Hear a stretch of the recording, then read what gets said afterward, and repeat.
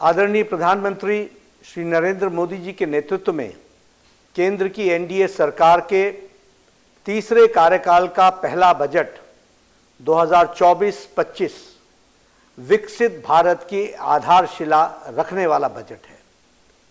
यह सर्वस्पर्शी, सर्वसमावेशी और गरीब महिलाओं के लिए भी, युवाओं और अन्नदाता वर्ग के कल्याण के साथ साथ इंडस्ट्री और इंफ्रास्ट्रक्चर को मजबूती प्रदान कर देने वाला दूरदर्शी बजट है। इस बजट में मातृशक्ति आगे बढ़ने की अमिट छाप है, तो कृषि विकास एवं किसानों की खुशहाली का आधार भी है। इसमें नौजवानों को आगे बढ़ने के लिए खुला आसमान है, तो गरीबों के चेहरे पर लाने वाली मुस्कान भी है।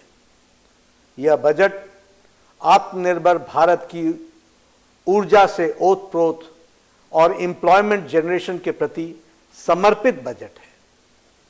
मैं विकसित भारत की संकल्पना को चरितार्थ करते हुए इस बजट के लिए आदरणीय प्रधानमंत्री श्री नरेंद्र मोदी जी को, वित्त मंत्री श्रीमती निर्मला सीतारमण जी को और उनकी पूरी टीम को मैं अपनी ओर से एवं पार्टी के करोड़ों करोड़ों कार्यकर्ताओं की ओर से हार्दिक बधाई देता हूं और उनका अभिनंदन करता हूं।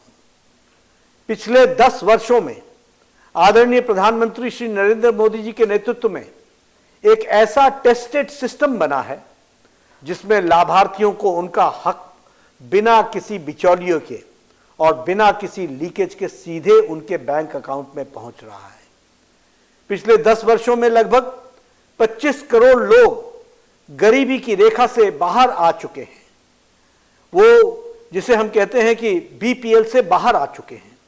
और उसी तरीके से प्रोडक्शन लिंक्ड इंसेंटिव और मेक इन इंडिया इनिशिएटिव से भारत में एक्सपोर्ट में लगातार रिकॉर्ड कायम करने का के आगे हम अग्रसर हैं। पिछले 10 वर्षों में हमारी इकोनॉमी फॉर्मल इकोनॉमी की ओर अग्रसर हुई है।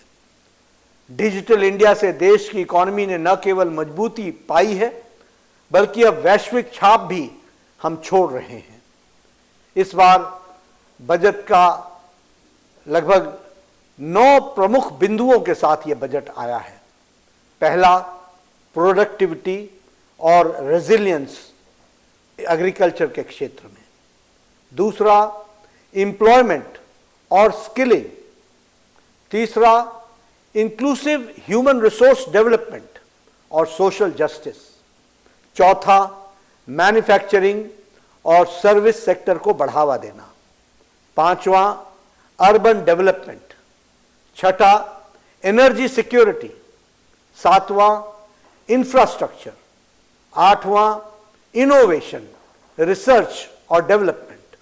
और नौवां है नेक्स्ट जनरेशन के लिए रिफॉर्म्स को लाना। बजट इन 9 बिंदुओं पर आधारित है और यह बजट कुछ मुख्य बिंदुओं की तरफ भी ध्यान दिलाता है, जैसे रोजगार और कौशल, नेचुरल फार्मिंग और नेचुरल फार्मिंग के साथ साथ मुख्य धारा में हमारी महिला शक्ति को, बालिकाओं को मुख्य धारा में लाना और उनका सशक्तिकरण करना, किसानों का ध्यान रखना, अन्नदाता का ध्यान रखना, हमारे दलित भाइयों का ध्यान रखना, हमारे आदिवासी भाइयों को मुख्य धारा में शामिल करना।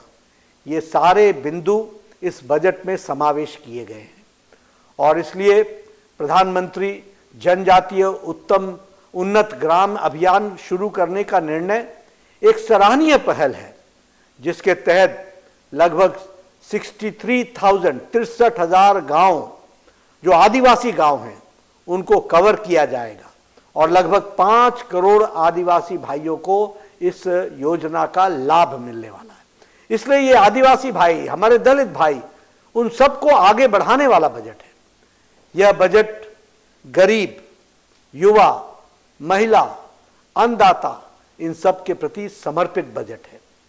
भारतीय अर्थव्यवस्था सही रास्ते पर है और उज्जवल भविष्य की ओर आगे बढ़ रही है और इसलिए मैं पुनः इस कल्याणकारी बजट के लिए प्रधानमंत्री मोदी जी को और वित्त मंत्री निर्मला सीतारमण जी को और उनकी पूरी टीम को कोटि कोटि बधाई देता हूं और साधुवाद देता हूं।